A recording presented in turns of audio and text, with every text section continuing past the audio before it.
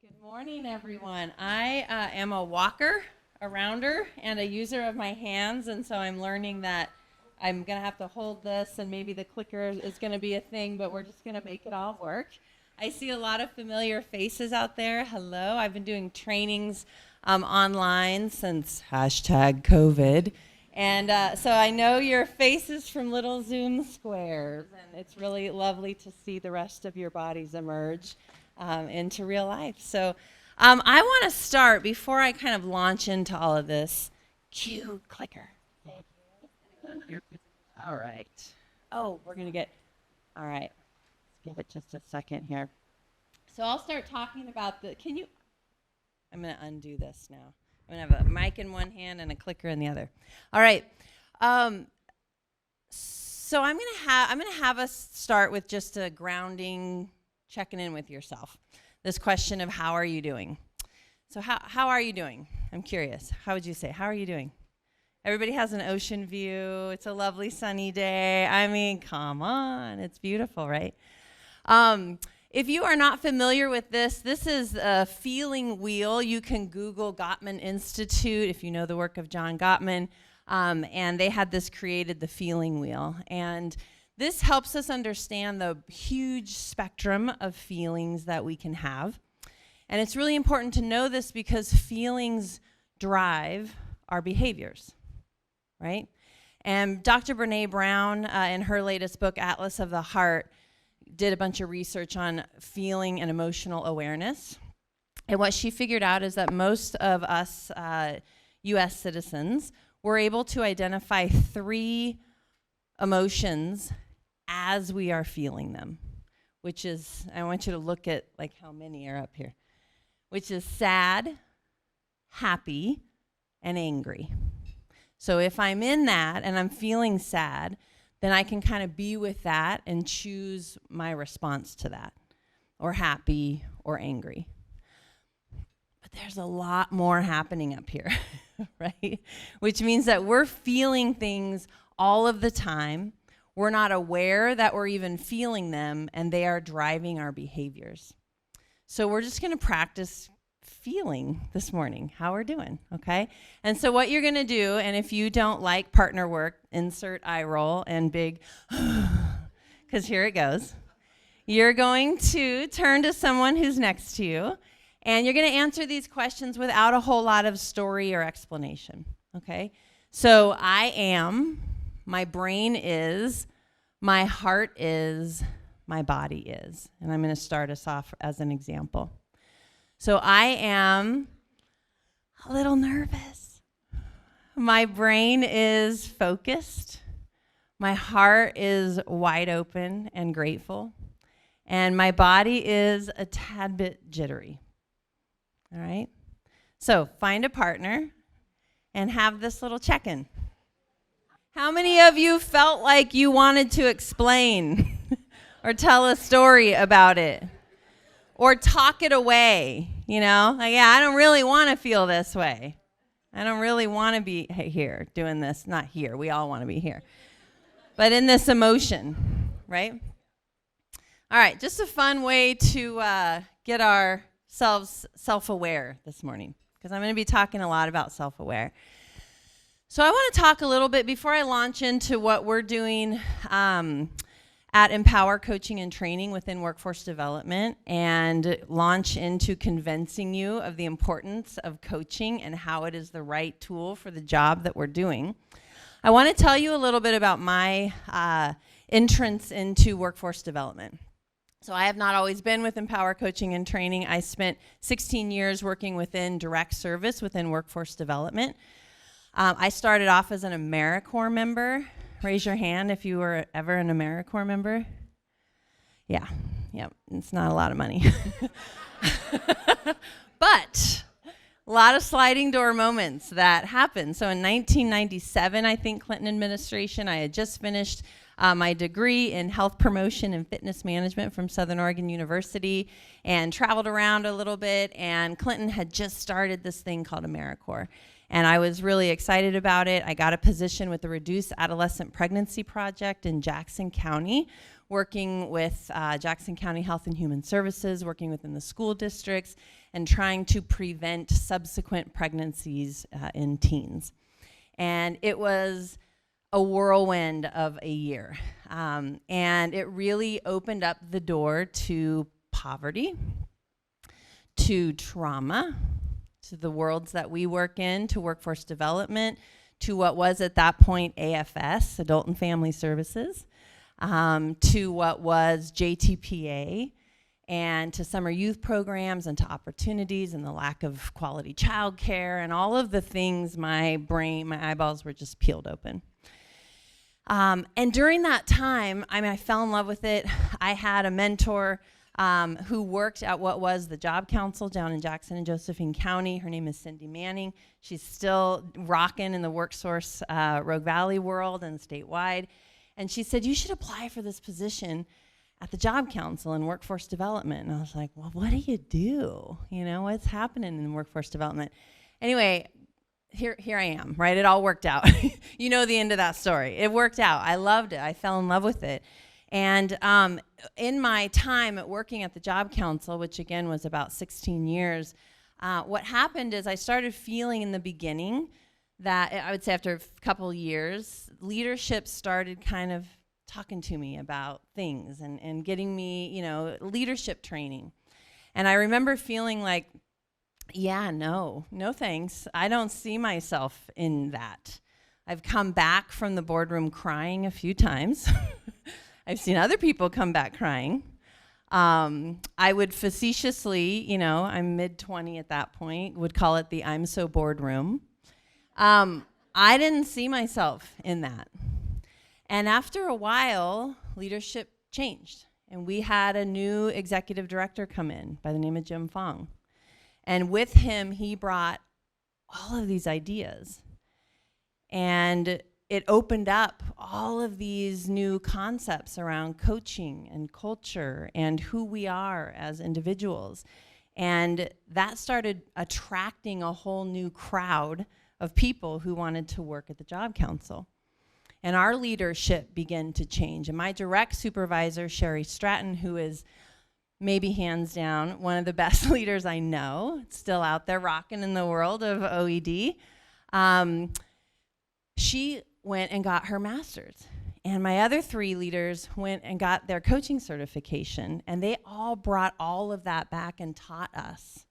And suddenly I was like, yeah, I can see myself here. We were getting coached. We were coaching. Our youth program went from really hoping and wishing that we could get 5 people to walk through our door. At that point, it was WIA, to 150 youth on a waiting list to get in. You know, things were really shifting. And then Job Council dismantled because there was this little thing where we had to separate our workforce board staff from our direct services, and all of our amazing staff went and started working in different organizations, and we had coaching champions throughout, but that culture had kind of been lost in that change. I took that opportunity to have a few babies, get my degrees, get my coaching certification, because I was so moved by what I had experienced. And so I think it was maybe 2012, I came back into workforce, this time through Empower Coaching and Training, through an opportunity that was brought to me to serve 50 TANF recipient parents of teenagers in District 8, Jackson and Josephine County, in coaching, so to serve these parents through the coaching lens.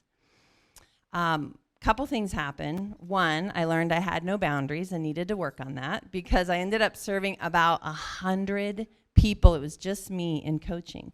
And these TANF families were talking to each other to say, this really made a difference, which I think speaks, it wasn't about me, it was about coaching, right?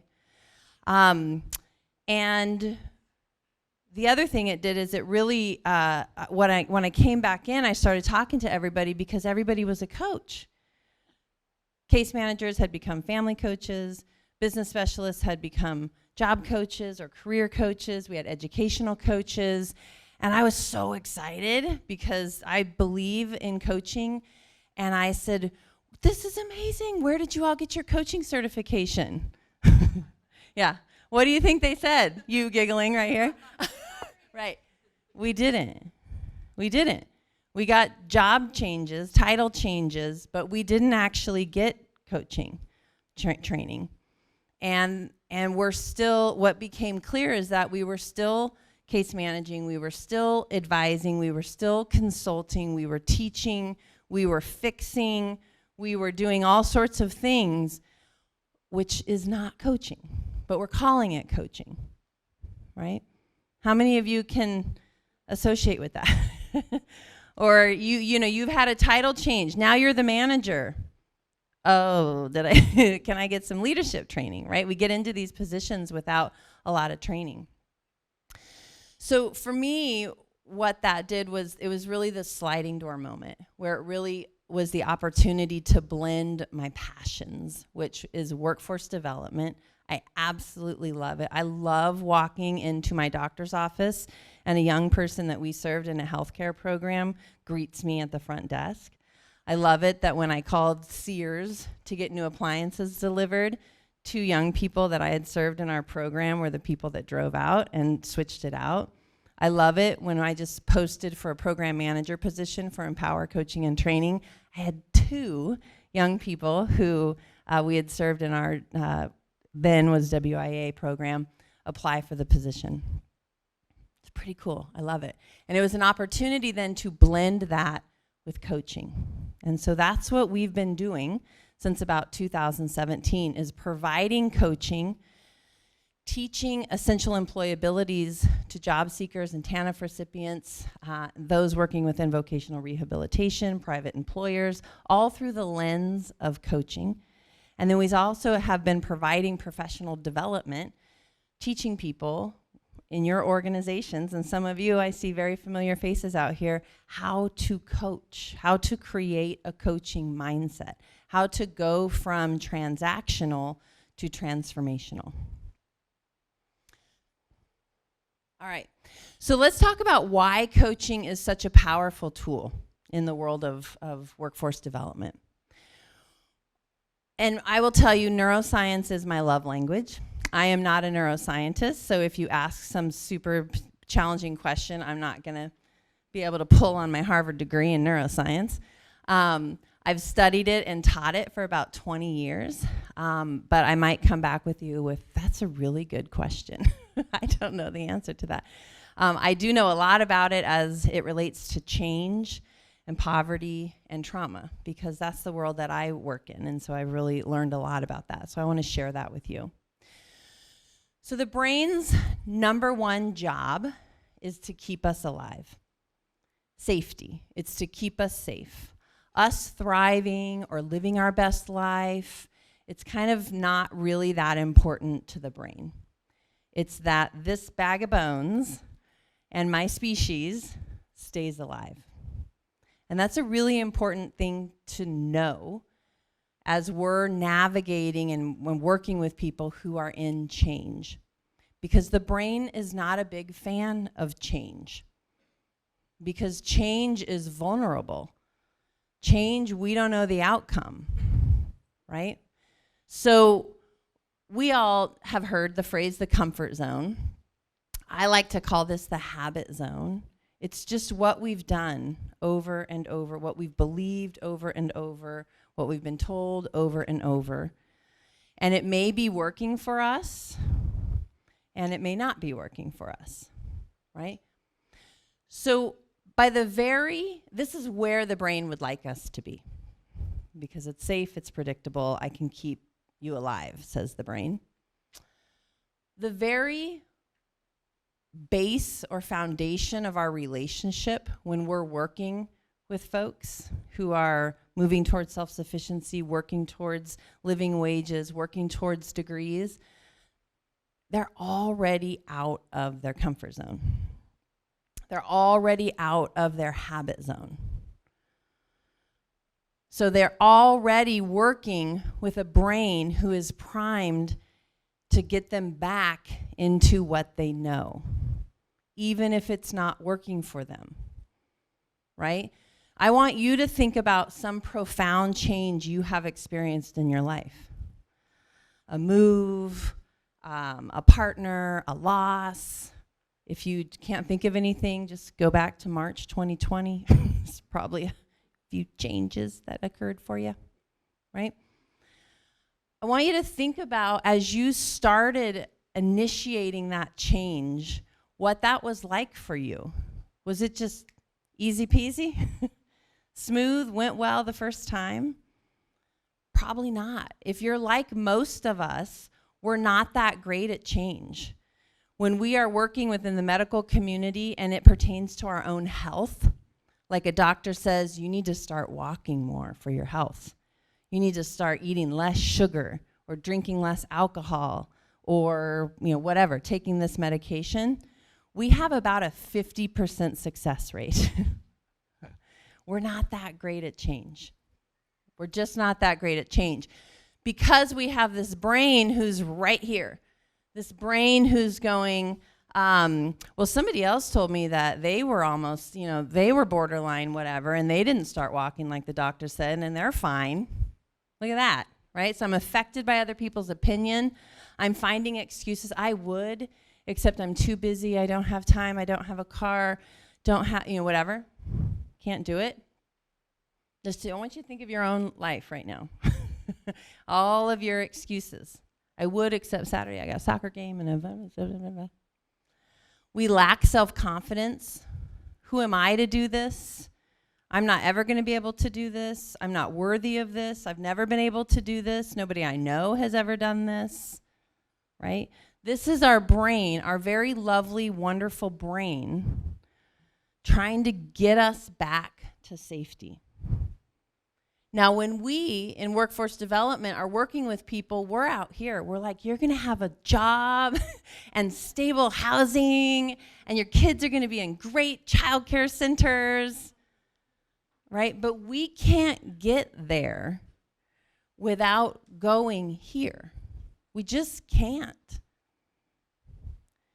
And I'm going to talk to you a little bit about why coaching is such a powerful tool here. But if you've ever heard me speak before, you've heard me say, I don't think in workforce development our job is to get people jobs. I don't think that's our job. I think that that's the outcome of our work, but I think our work is to help people learn how to stay in here long enough so that they can get into the learning zone and then get into these wonderful careers and opportunities and places in life. But very often our systems are set up to kind of skip this zone, right? We go right into talking about a plan. Here's how you're going to get your GED, and here's the school, and here's the teacher, and here's your schedule, and don't have a computer, no worries, got that. Don't have internet, no worries, we'll help with that. But we're forgetting that there's this brain that's going, who am I at 50 to go back to school or to think that I can do this or that I can prioritize this in my life, right? We don't, most of us don't have systems built for this. So my not so secret mission for the last few years has been to infiltrate workforce development with coaching, because what we do know is that we have a very powerful tool that can help people stay and be in this fear zone long enough to make the change, and that's coaching. So let's talk a little bit more about that. Let's look at that through a different lens. Okay, so this is the Department of Labor, I'm going to get out of the way so you can see it, Department of Labor Competency Skills Model. How many of you are familiar with this or you've seen this before? I use this a lot. I love it. I think it's a great explanation of kind of what we're doing and where we're putting our services. And now I have to go back over here and point at it. So if you have not seen this, you can go to the Department of Labor site. They have these for every industry, every sector. You can build your own. It's a really cool tool. And I'm going to draw your eye to this, to starting at the red. So what it's telling us is when we think about helping people move into jobs. These are the skills and the competencies that really need to be in place for them to be successful. So we're looking at, and I know the font is tiny, but I'll just tell you about it. These are academic competencies, so we're talking reading, writing, science, basic education. This one is for the healthcare industry. Then we get into more workplace competencies, so scheduling, sustainable practices, health and safety, maybe it's PPE, for example. Then we get into industry-wide competencies, laws and regulations, safety, health information. Then we move up into industry sectors, documentation, medication, maybe it's diagnosis. And then we get up into management and occupational specific requirements. We put billions of dollars into training from the red up, right? So we think about Pell Grants, Department of Labor, WIOA, all of these programs that help people become work ready through the hard skills or technical skills. Now, each one of these has this gray foundational level to it, and they're all the same, and it says personal effectiveness competencies. And these are interpersonal skills, integrity, professionalism, initiative, dependability and reliability, adaptability and flexibility, and lifelong learning. Woo! There's a table. I want to talk about this purple level. So you can get this is Department of Labor. The wise folks at Rogue Workforce Partnerships, so Heather Stafford and her crew, 2 of which are in the house, really started this understanding that, there's another level of this. It's really hard to work with folks on dependability and reliability if they can't self-regulate, right? It's really hard to talk about professionalism when we don't have a level of self-awareness of where I'm at, how I feel, and how I am in relationship to my emotional state.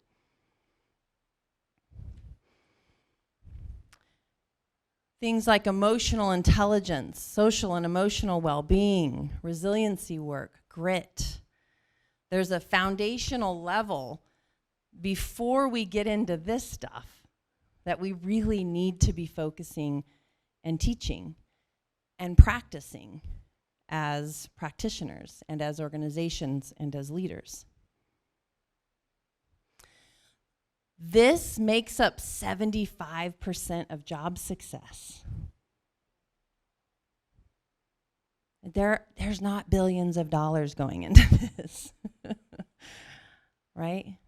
75% of job success. Think about your work day and how people get, promoted, and how we get the job is here.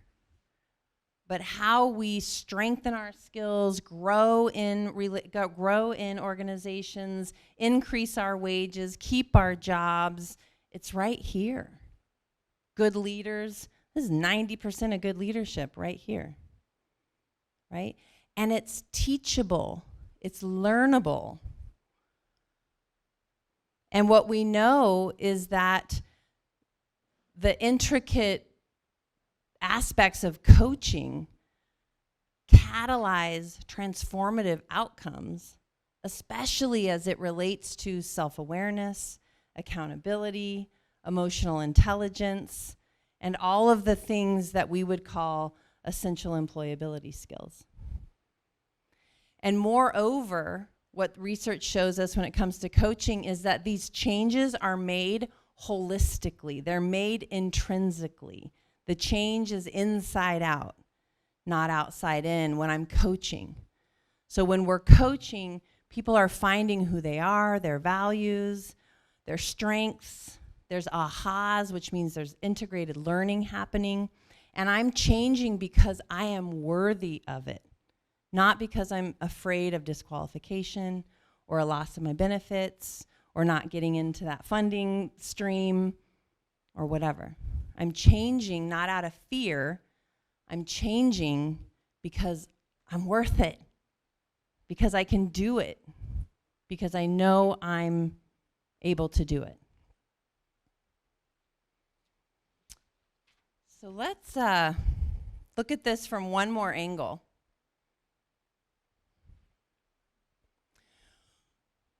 I'm very visual. So when I think about building coaching cultures, this is the vision that I have, is that it's not what we do when we sit desk side or have a, call with somebody. It's who we are. It's how our leaders lead.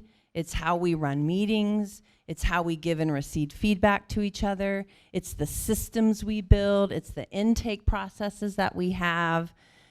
It's that we are doing it, and it's impacting those we serve as well.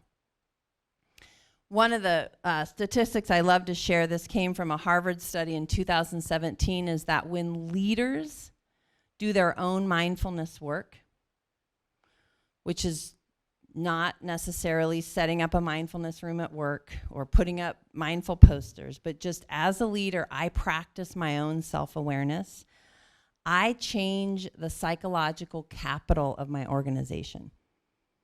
I increase the psychological capital of my organization, which is hope, resiliency, self-efficacy, and optimism. When I do my work, because it means how I speak to you and be with you and work with you and create programs is through a very different part of my brain.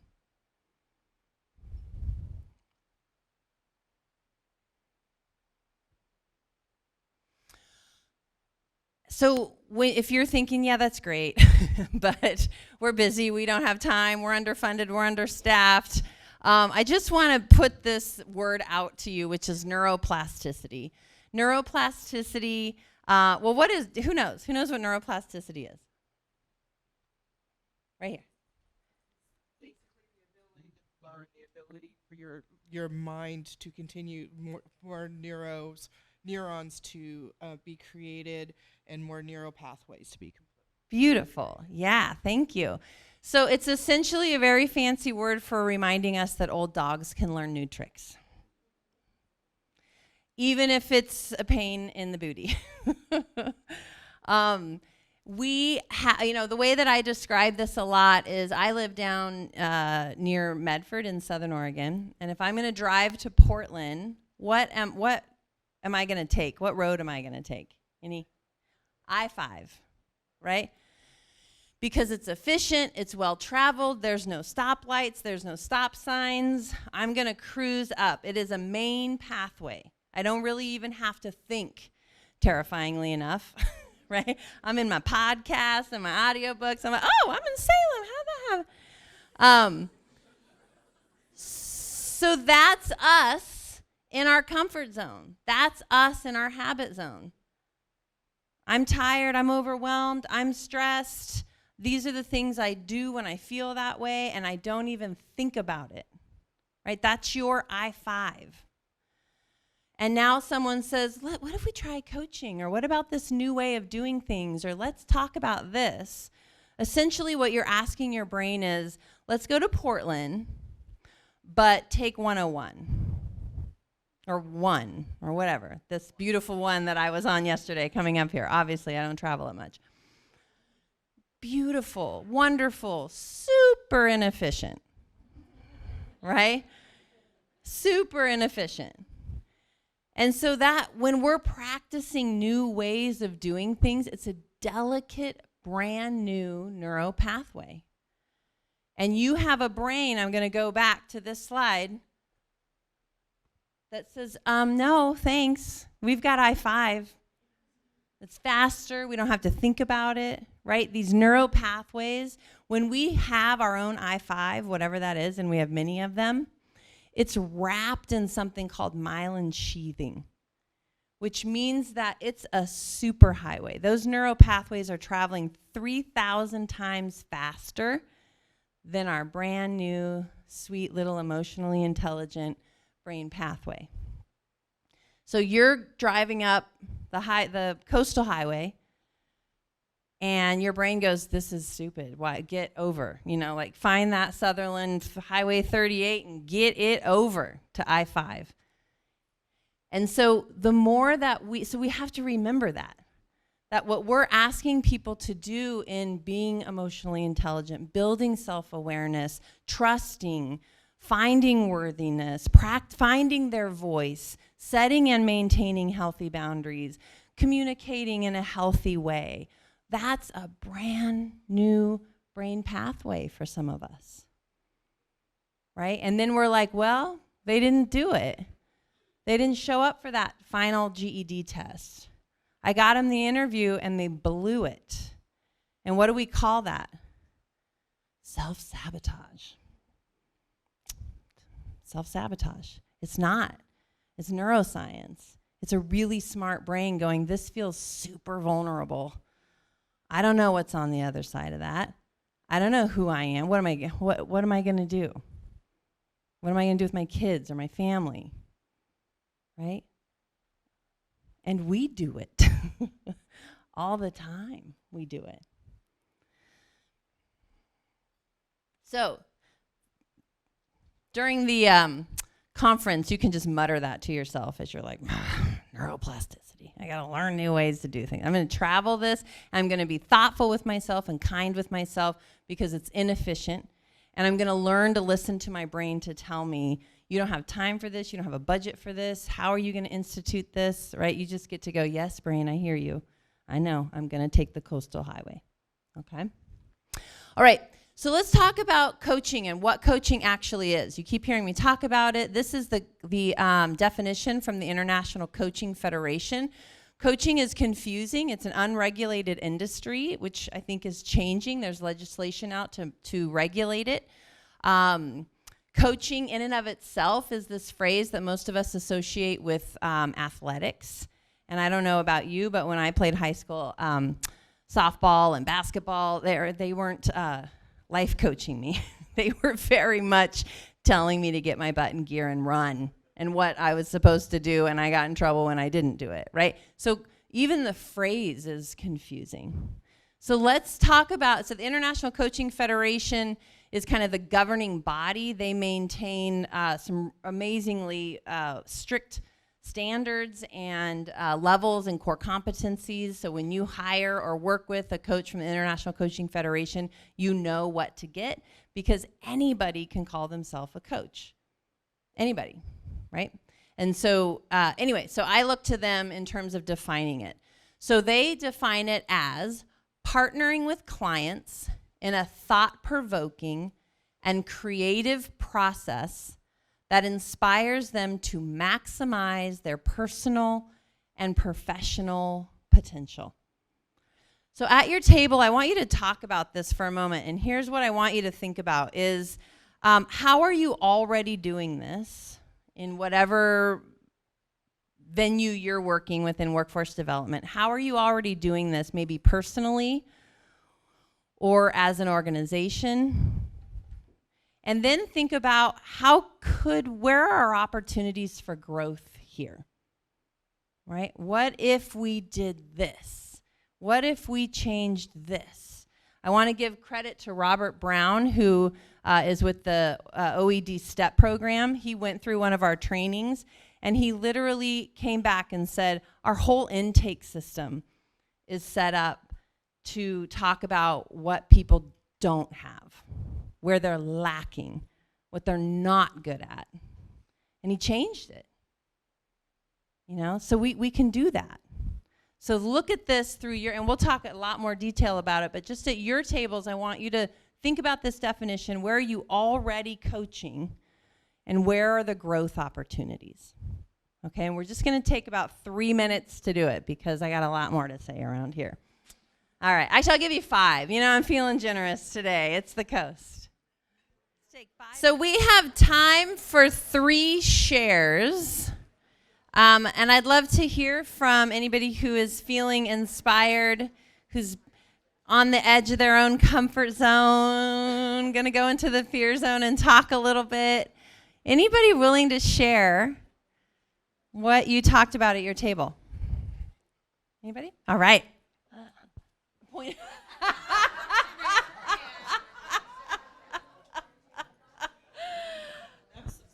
That was awesome. Well, it's myself and my assistant, and yes, we're from Salem, the I-5. We did take the easy way here. All right.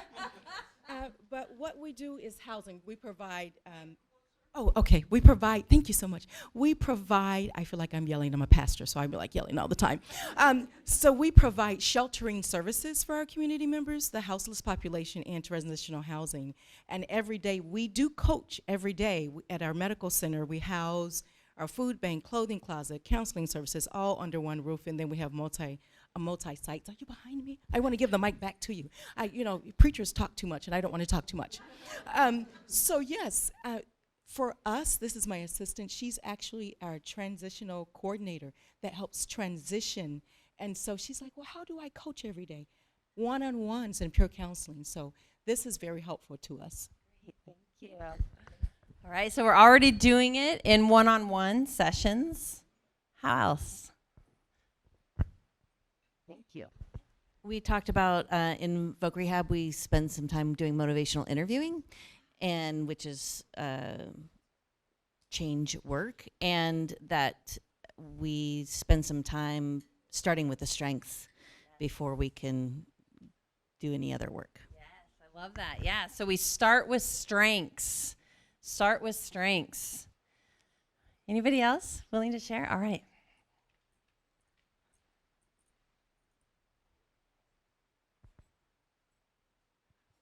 I'm new to this training, but seeing a parallel to some other experiences. And I think a significant part of coaching is debriefing about failures, not minimizing them, not kind of brushing them under, but really talking about where that might have happened, encouraging that person to try again in a little bit different way, not drastically change it, then debrief again about that. So moving them past that stage, reminding them that it's not going to be perfect right away. Discomfort's going to come, but let's talk about it, and I'm going to be there with you for that process.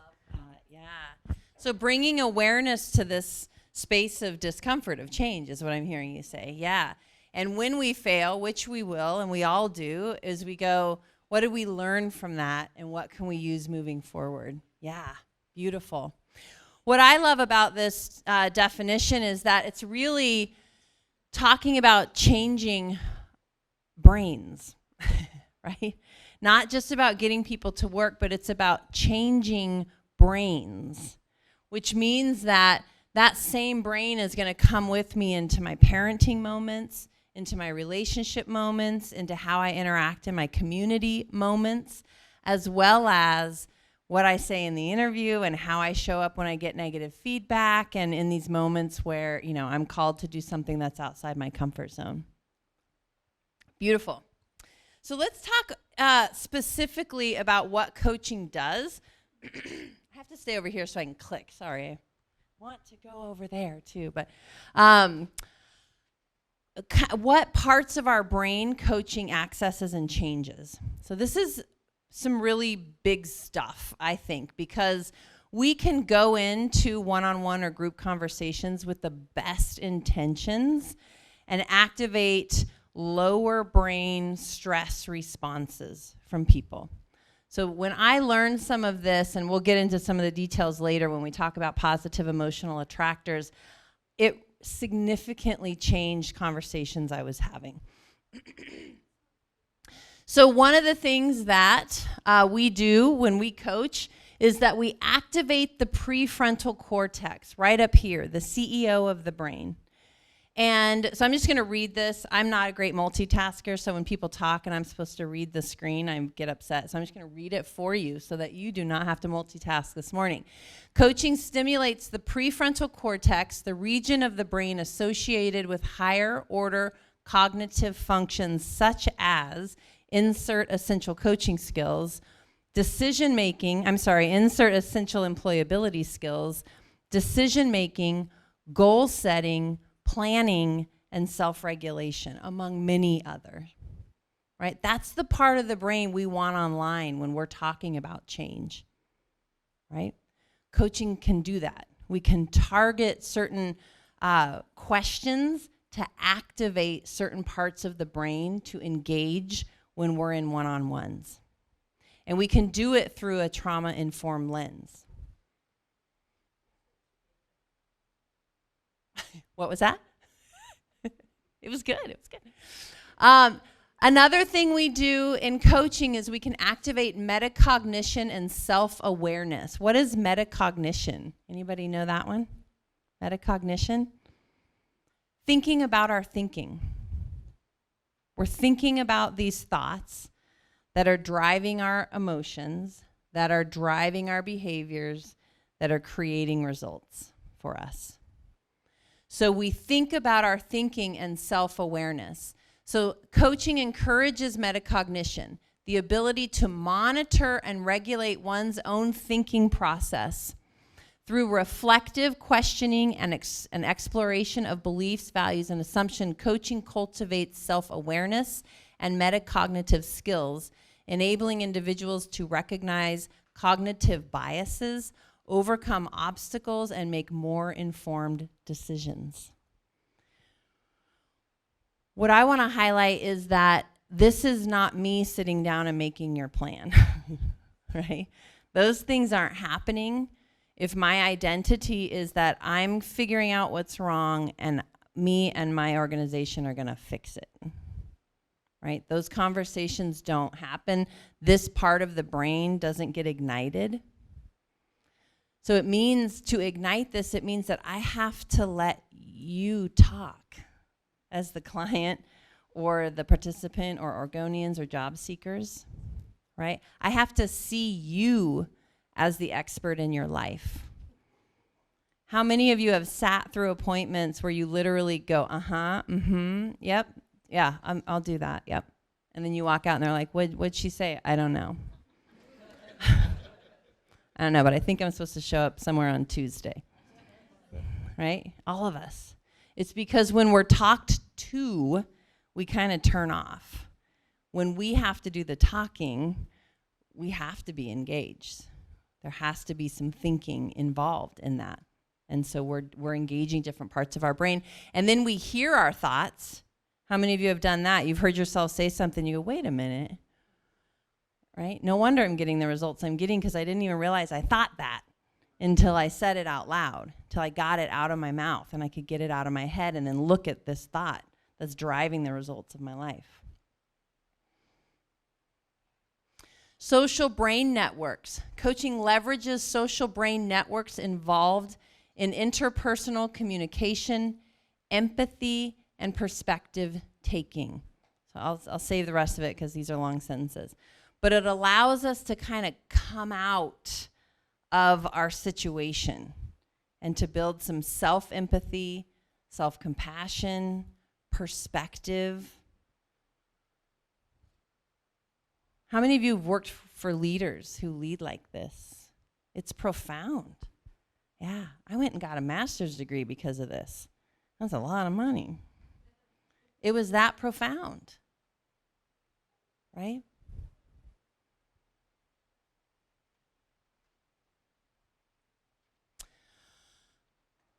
All right, so I think when we think about helping folks, ourselves included, we kind of think, well, all I have to do is kick it into gear and ABC is going to happen, right? And success, and then we'll be off and running.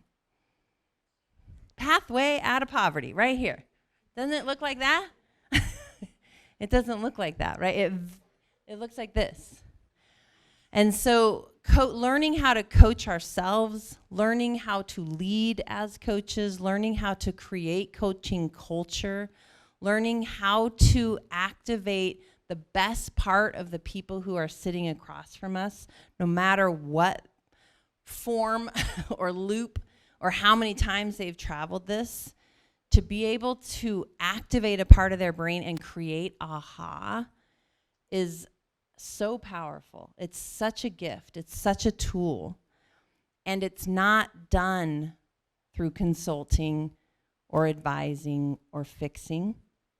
It's done through coaching. And coaching is an art and a science that we have to learn how to do.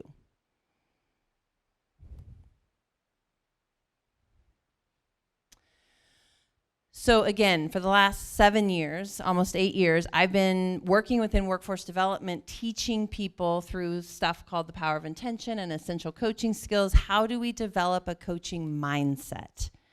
Because if you're in the drive, you're a case manager, you're a business specialist, you're probably not going to sit down start to finish and life coach somebody. But you're going to have 1,000 opportunities a day that are coachable moments that we can show up with our coaching mindset and flip an entire conversation. What I have heard over and over and over again is, well, coaching is really a tool for privilege. It's really because it's paid out of pocket and it's not regulated, so it's not part of employee assistance programs or medical coverage, right? And according to Maslow, really, coaching is up here. Coaching is self-actualization and self-esteem. We're really working with people who are on the lower levels of need when it comes to Maslow's hierarchy. And to that, I say very lovingly, horsepucky. It is. It is. It has been a tool for privilege because it is out of pocket, but that's I've been coaching TANF participants in District 8 for 7 years. I coach job seekers with WorkSource Rogue Valley in Jackson-Josephine County for the last probably 5 years, and we serve folks statewide through OED STEP in our Launchpad program, and it's working. First of all, I think we have a kind of, I know I had a skewed knowledge of Maslow's hierarchy. I think how we often reference this is like, we must have all needs met here before we move here. And then we can meet all of these safety and security, and then we can move here. And that's not what Maslow intended this to be. And in fact, he came back before he passed to kind of set that straight a little bit. He used this as a lens for us to say, where am I putting attention in my life? Because there's all of these levels. So if I'm up here, and we've all worked with people like this, or worked for people like this, or maybe we are people like this, where our head is in the cloud and we have 4,000 great ideas a day and nothing actually happens, right? He's reminding us, hey, we've got some lower level work to do. We need to ground, because the self-actualization that's happening isn't actually landing and your basic needs are not being met. Or if we're just focusing our needs down here, we're really missing this whole growth opportunity here. So while it is important to have these things in place and one does build upon the other, coaching is not a tool for self-actualization alone. Coaching is a powerful tool down here. Very powerful tool. I will tell you, I don't do a lot of the direct coaching anymore, but when I started, I coached a mom who had 3 kids, 2 dogs, living in a campground. And the very next call is a CEO of a business who owns a multi-million-dollar business in Colorado. Same topics. Who am I? Am I worthy? What are my values? How am I what are these thoughts that are keeping me, my self-limiting beliefs, right? So the other Maslow theory that I love, and I think it goes hand in hand with this hierarchy, and it's not as well known, is his 4 stages of competence. And this, I think, speaks to why coaching is so powerful at any level, no matter where we are or who we are or what we're doing. So what Maslow talks about is I think the statistic is like 97% of our daily waking hours we spend in our unconscious brain, in habit, in comfort. We're not thinking, we're not processing in terms of, who we are, what we're doing, what we're about. That's all basement level. We've determined that a lifetime ago, and it is just functioning without us needing to think about it. That's what the brain wants: to learn something, do something, move it down into unconscious. It likes efficiency. So we're cruising around unconsciously most of the time, and unconscious incompetence means that something I'm doing isn't working for me. A thought I have, a way that I'm communicating, something I'm doing isn't working for me, but I'm utterly unaware of it. I don't even know that it's not working for me. I'm just cruising along using this tool, wondering why my life isn't turning out the way that I wanted it to turn out. And then there's some aha moment. And this is critical because this is what coaching does. Coaching creates aha moments. Those moments where people go, huh, and you see their eyes kind of go up or off. Or they go, I don't know, I've never thought about it like that before. That's a really good question. That's one of the best compliments you can get as a coach. There's some integrated learning happening. So some aha comes along, an open-ended question was asked, journaling happened and something came out on the paper where you're like, oh, wow, that's fascinating. Or you're in a conversation and you hear yourself say something or you think something. There's some aha, some awareness. And suddenly we move to conscious incompetence. Now I'm aware that that thing is no longer serving me, right? I think that, but I know I want to think something else. I do that, but I'd like to do something else. And then we move up into and they call it the ouch, the learning and change zone. And again, if we looked back at that circle of comfort zone and fear zone and learning zone and growth zone, we're in the learning zone right here. We move to conscious competence. So we are actively working to do something a new way. And we've all done this. Save money, eat differently, exercise, try to speak without using and all the time, stop saying like so much, whatever it is. And it's hard. And we're really engaged, and it's kind of exhausting. And it takes a lot of willpower. And we have a finite amount of willpower before our brain goes, forget it, I-5, please.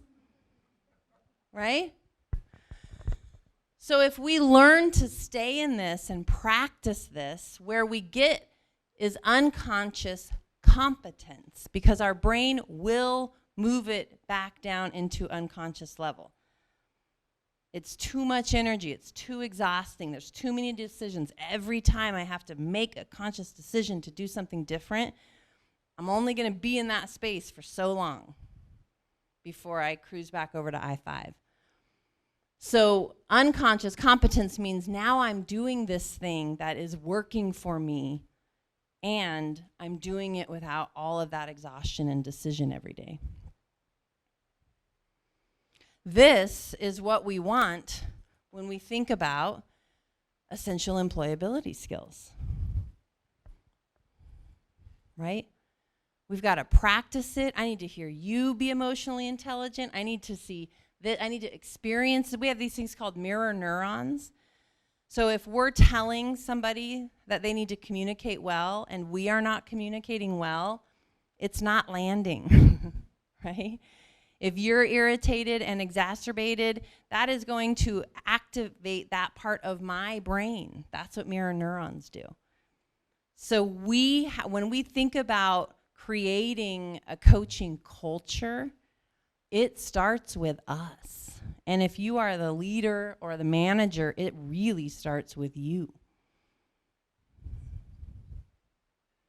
And we practice it. And we stay in discomfort, and we coach through change, and we have conversations that activate the best part of our brains to support us in a pretty vulnerable place. This is why I think coaching is so powerful. It's such a powerful tool for the jobs that we're really doing, which might not be actually getting people to work. That's just the outcome of our work.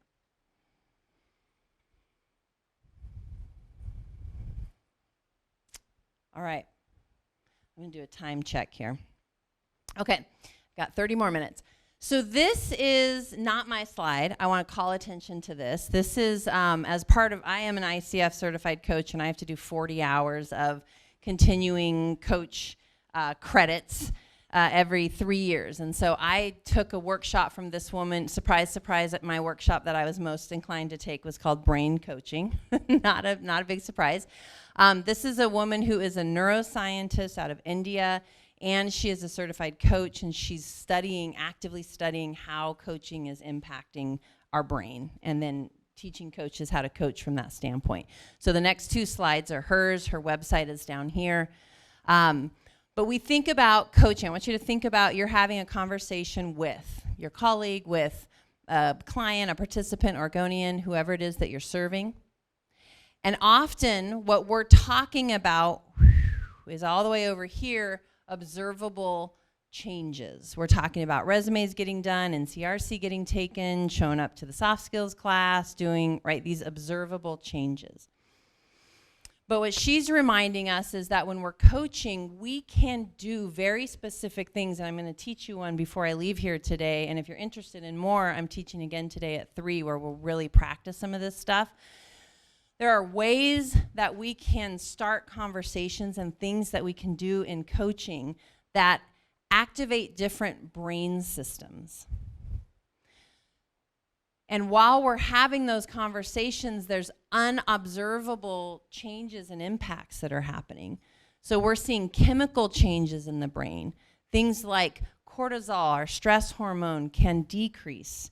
Things like oxytocin and serotonin, those neurotransmitters that really help us be with people and relate and feel safer and wanting to connect, we can help increase those.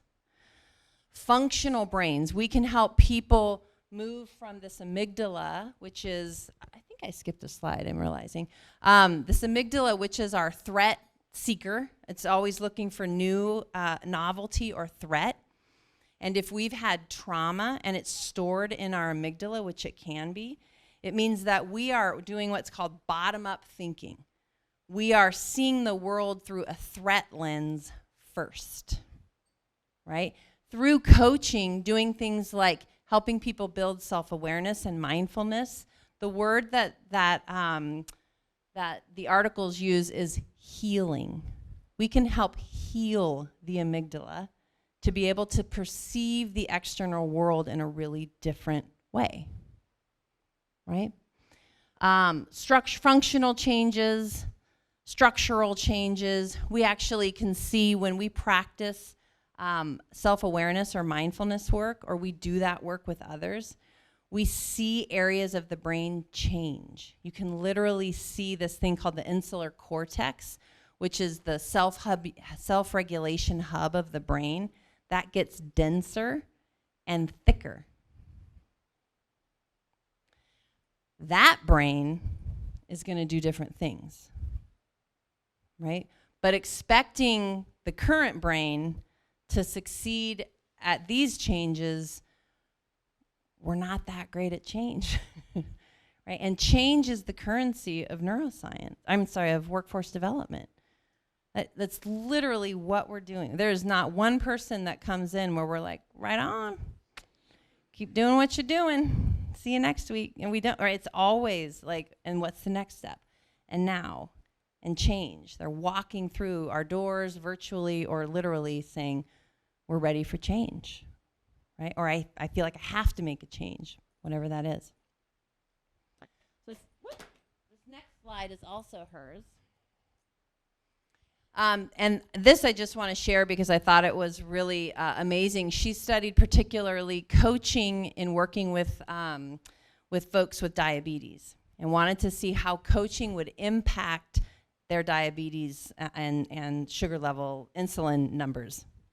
So again, same thing, coaching, really targeted self-awareness, accountability, specifically anger withdrawal, meaning learning how to be with that emotion in a different way.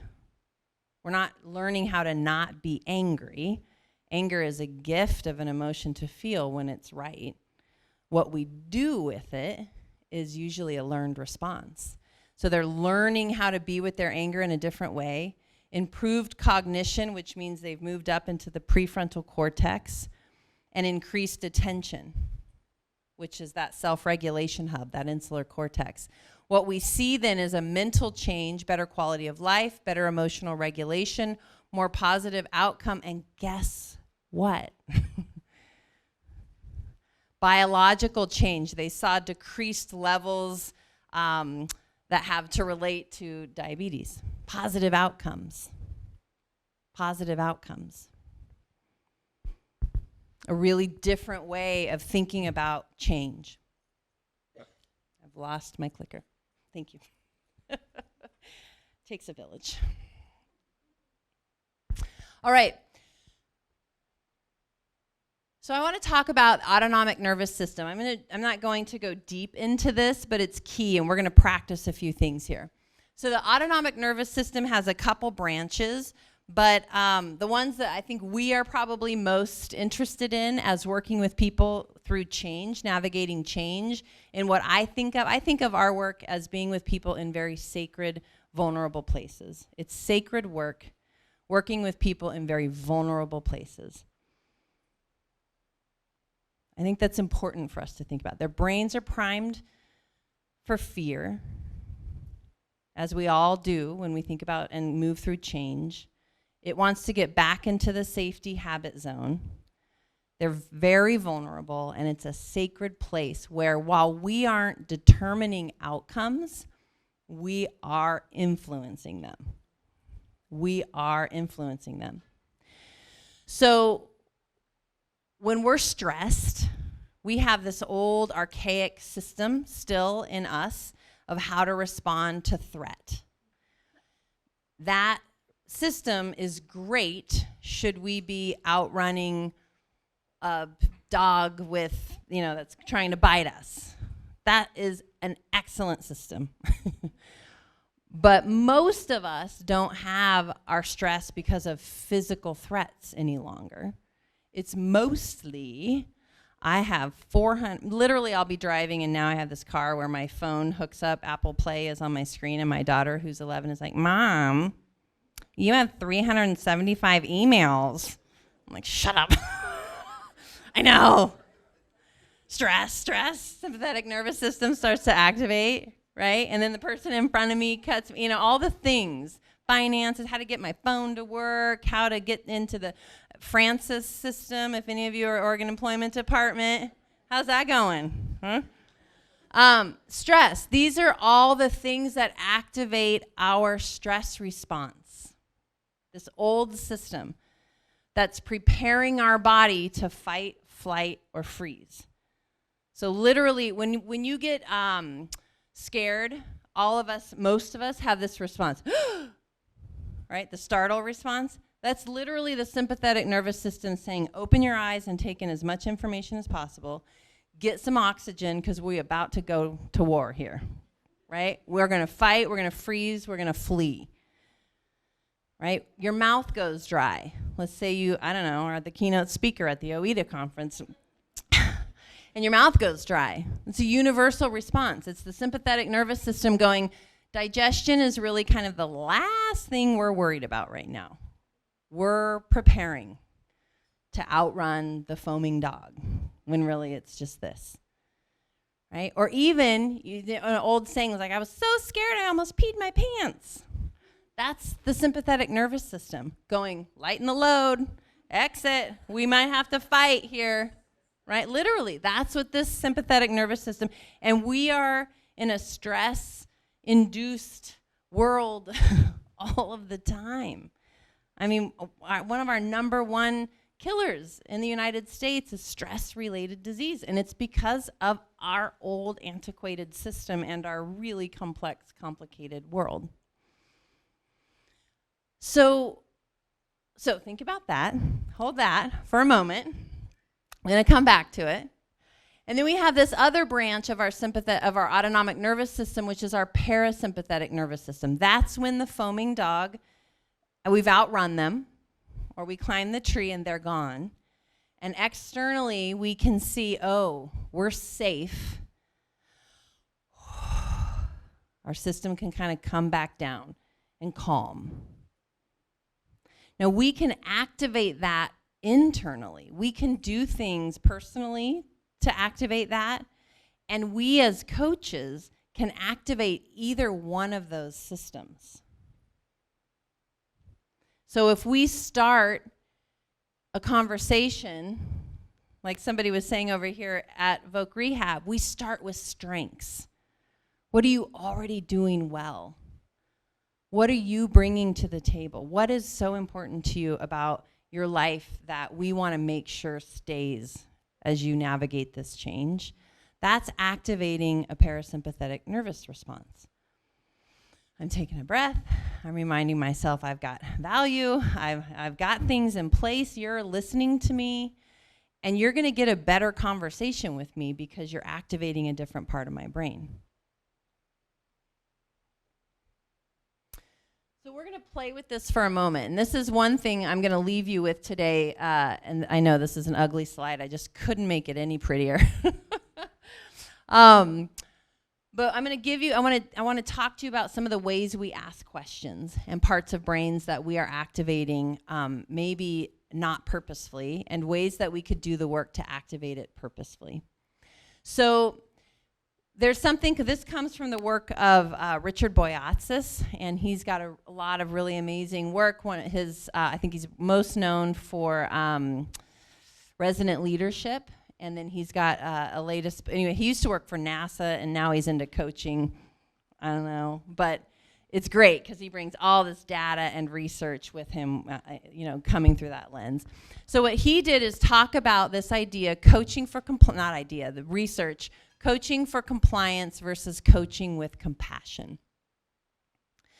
Mostly, I will tell you, our systems are set up coaching for compliance. I'll just say that right now. Our school systems, our government, most of our offices, the things that we do, the way we do intake, most of it is coaching for compliance. The way we coach people is often for compliance. The way we lead people is often through compliance. So when we coach for compliance, and we're going to talk about what that means in a moment, we're focusing on the gaps and the weakness, and we are inadvertently activating that stress response. I'm going to go through this, and then I'm going to click back and forth through a few slides for a moment. When we do that, we activate something called negative emotional attractors. So when you ask me questions like, did you get the resume done? You're working on, great, what's our next step? I know, and you know, there's a right and a wrong answer to that question, right? There's a good and a bad answer to that question that you just asked me. So whether or not you meant to, it's activating a stress response for me.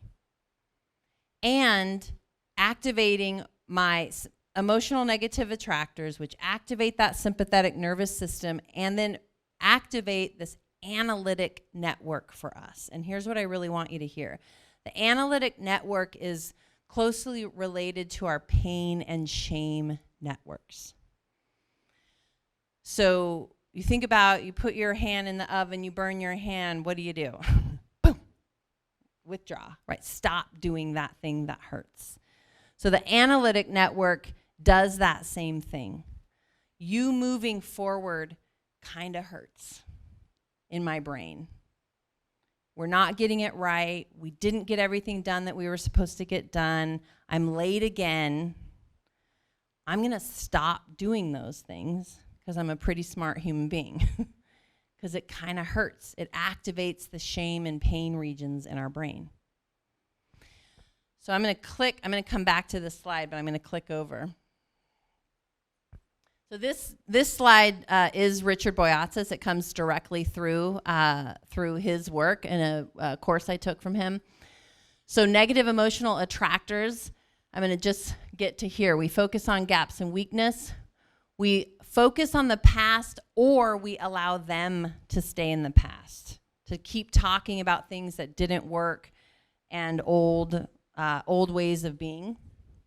It's focused on fear. We talk about what are the problems. It's kind of based in this pessimism. And we walk away with a performance improvement plan. These are the behaviors that you're going to start doing, right? You're going to go to this class, you're going to do this thing, you're going to turn this in, we're going to meet again here. Sound familiar? I see somebody goes, I see the smiles.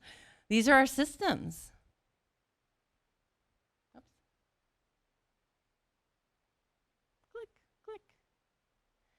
So actually, I'm going to go back. I'm going to come back to this in a moment. So I'm going to go back to this. So coaching for compassion, the very way we're asking the questions activates a different part of their brain. So when we focus on hopes and dreams, we activate the positive emotional attractors, which activate that parasympathetic nervous system, which activate empathetic networks. This is the caregiving part of our brain, which means that we're reminding ourselves that failure is part of the process. So when I stick my hand in the oven and it burns, I'm going to go, what can I do differently? What tools do I have around me so that when I do this again, I don't get hurt? It's the caregiving part of our brain. Resiliency lives there.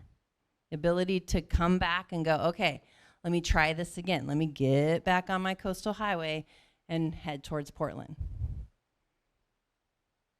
So we're going to do an activity at your table.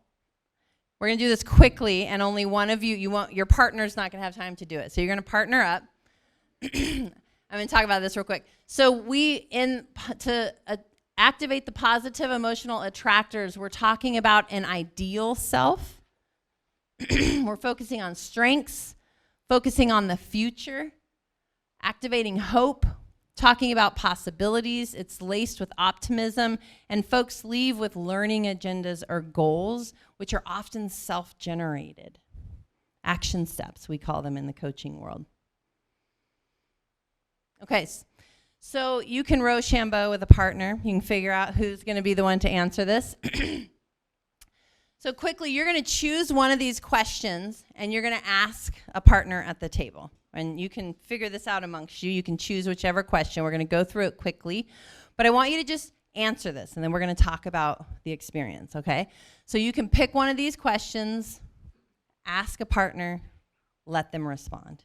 And you might say things like, that's interesting, tell me more. Why does that interest you? What would make you choose that, right? As opposed to, I know, me too, this one time I was, right? So try not to jump in. Ask questions that might further more conversation. Okay, does that make sense to everybody? Okay, we're gonna do it quickly because I just have a few minutes left. So find a partner. That was your positive emotional attractor state. Could you feel it? Oh my gosh, let me tell you what I do with $50 million. Let me tell you all the things, right? That's your parasympathetic nervous system going, it's okay to think and to dream and to kind of brainstorm a little bit, right? That's us asking questions on purpose. Now, are we going to ask questions like that? I don't know. I don't think it's such a bad idea because you learn a lot about people. What's important? What are your values? What are you afraid of? What do you believe is possible? Right? Not just, let me tell you about what we're going to do for you here at this organization. That's compliance. Compliance isn't like bad. We don't want to not do compliance, but mostly we want to be in compassion. Mostly we want to get this brain up and activated, and then we want to pop over to compliance and go, okay, how do we actually do this? Okay, now let's go back over here, talk about these things, identify some things, get some ahas, and then let's come back over here. So it's anywhere from the ratio is anywhere from 3-to-1 to 6-to-1. In terms of positive emotional attractors. We can do this as parents, as leaders, as family coaches, as business coaches, career coaches, all of the things. So we're going to do some, I need two loud volunteers. Just nudge somebody if you're like, you're the loudest one in our office. Cheryl, I'm not even going to look at you. She's not even here. Okay. So what does this actually look like? What are other ways that we can activate these parts of our brains without questions about, just the $50 million question? Okay? So I'm looking for somebody on this side who's willing, Spencer, who's willing to stand up and read the question on the negative side. And then I'm looking for a volunteer over here. Still look, yes, great. Over here. So if you'll stand up. And after Spencer reads his way of asking the question, I'm hoping you'll ask your way. So does that make sense? So Spencer, you're going to read this one. What is your name? Carla is going to read this one. Spencer's going to read this one. Carla's going to read this one, okay? You're going to feel, I want you to feel into this. These are the same questions asked through a coaching lens, coaching for compassion, coaching for compliance, okay? And you'll have to speak loudly because we just have one microphone. All right, Spencer, take it away. What if you're not able to access these training dollars? Beyond the training dollars, what are 3 other opportunities that you are aware of? Why didn't you get the application done? Sorry. Like the last person to ask that question. So what needs to be in place for this application to get done? Did you do your assignment? What steps have you taken to move closer to your goal? What successes have you had? Who will help you if you can't figure this out on your own? Who's in your network that can provide guidance or assistance with this application process? Why do you think you'll struggle to meet the eligibility criteria? Let me tell you about all the ways I'm lacking, is that answer, right? And then you've got that brain to try to move forward, yeah. So how can we work together to make sure your application is successful? You've selected CNA training. Here's what you need to do to get into the program. Here's the application deadline. Here's what you'll need to do for us to support you in this. Okay, so what opportunities could this program provide for your future goals? What if you miss the application deadline? You can't miss the application deadline.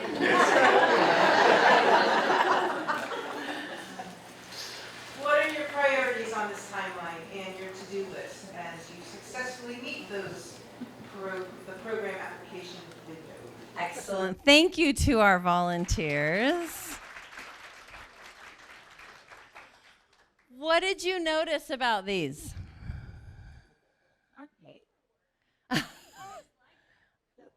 The paperwork, the intake, yeah. Our systems are often built like this. Literally, we are bringing people in vulnerable places who are already sinking down in their stress response, and we're just putting the gas pedal on that with the biggest hearts and the best intentions, right? Say that last part. Yes. Yep. Yeah. Yes. Yeah. Yeah. What else? What else did you notice? Approach. Tell me more. I forget his name, but the way he Spencer. said the question is, why didn't you get that application done? And then Carla says, what needs to be in place for the application to get done? Meaning I'm going to partner with you. Yep, Even if the next question, on your own, yeah, number 4, on your own. Now I'm here to partner with you. Yeah, absolutely. Yeah, absolutely. It's just a slight change of how we're asking the question. There was some amazing research done, and I'm just going to quickly tell you about it, and then I'm going to go to the next slide. But they were having people listen to, they were telling the story about like a great time in their life, this experience they had, and they had participants listen, just to the story, listening for how much this person enjoyed it and the details that they were adding. And they asked the other group to listen for the amount of times the person said t. And the way that those different stories were told based on the listener, what they found is when people were going, they were just listening for the T's, the storytellers were more erratic. They couldn't follow their timeline as well. They weren't adding in as much detail. They were going, did I already say that? Because how we listen to people and what we're listening for, am I listening for my place where I get to jump in and fix? Or am I listening for your brilliance and your excellence and your strengths? Am I listening for what you didn't get done so that we can create a plan to move you forward? Or am I listening to your priorities and what you're telling me is your timeline, even if it doesn't match up to what, because it's not going to happen either way, right? If I get to make the plan and be involved in it, it's more likely that I'm going to navigate that change better.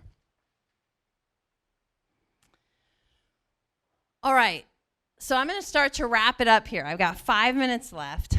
Our motto at Empower Coaching and Training is empowered people empower people. We can't do this work without doing it ourselves. We can't teach emotional intelligence and not practice it. We can't teach self-awareness and not practice it. We just can't.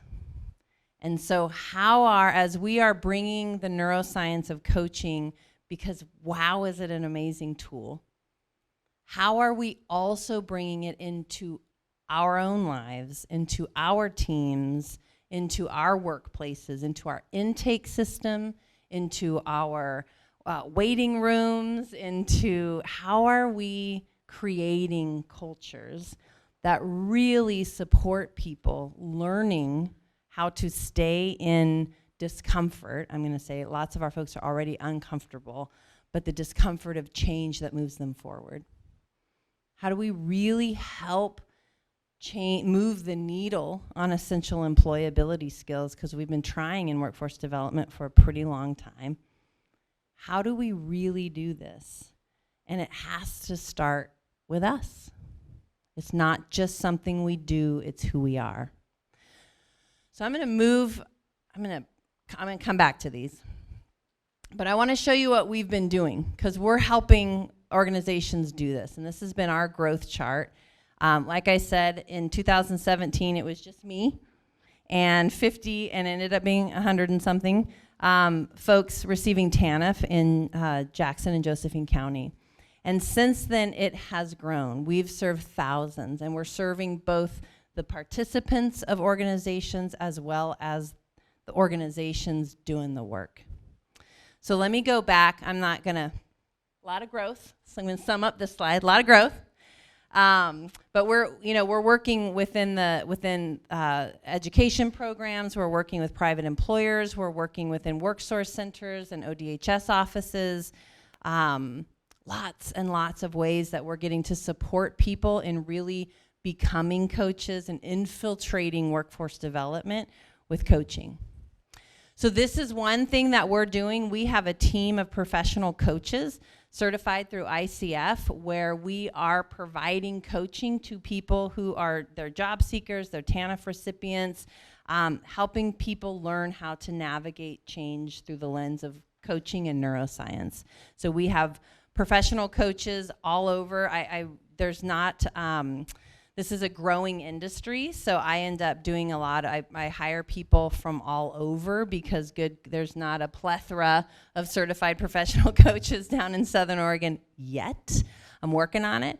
But I get to bring on coaches from all over. So we coach in English, we coach in Spanish, we have niches, so we focus on folks with disabilities, we focus on LGBTQIA community, we have all sorts of amazing niches. Focus on parenting. We have 3 parenting coaches. We have folks who are focusing on anxiety, which is rampant now in the U.S. So lots of ways that we're providing coaching. We also we do our best work at building essential employability skills, and we do this through something we call Launchpad. These are live virtual workshops, so we teach them live. They're in our Zoom room. We cap them off at 20 folks, but we spend an hour. These are built right off of the essential employability rubric for our area, and we teach these skills through the lens of coaching. So it's not just this is what dependability is and what we need to do to get a job and keep a job. It is, what are your values? What's your mission statement? What's your communication style? How's that working for you? What are you open to? Let's talk about solution-focused thinking and talking, and how does that actually sound, and what does it look like? So we teach essential employability through the lens of coaching, and they get to practice it. They get a certificate in it. So that is our one. We've been doing that for the last several years. We're working with OED STEP statewide in different worksource centers and ODHS in different districts. We also provide support to you. So every Friday, we have something called the Mindfulness Broadcast. I get to do this with you tomorrow morning. I get to start your day off like this. But it's virtual and live, and it's a way to support you learning the neuroscience of self-awareness. It's all done through the lens of neuroscience. So I share information for about 5 minutes, and then we do a guided meditation for 10 minutes. We have a deeper version of this once a month called the Masterclass, and that's just open and free. So if you're interested, let's chat, and I can get you those links and get those for your whole organization. Power of Intention and Essential Coaching Skills. These are workshops that we're providing. I put flyers in front of you. It's ways that we are helping build these workshops, building the mindset of coaching in workforce development. So the Power of Intention is about you, empowering you. So who are you? What are your cognitive distortions? How do you work on change? We do a whole hour of the neuroscience of change, and we talk about that through the lens of poverty and trauma. And then the Essential Coaching Skills is a 14-hour training, because you cannot go to a 3-hour event and walk away speaking a new language, right? Coaching is a new way to think, and a way to speak, and a way to listen. And so we teach this broken up into different segments, and have had just some really profound results of this. We also now are a coach certifying academy through the International Coaching Federation. So for anyone who wants to go further, we've got that option, and we've built the Power of Intention and Essential Coaching Skills right into the program. You've seen that one. I want to end with this, which is my favorite. We, like you, probably you chase down testimonials to try to hear how this is landing with people.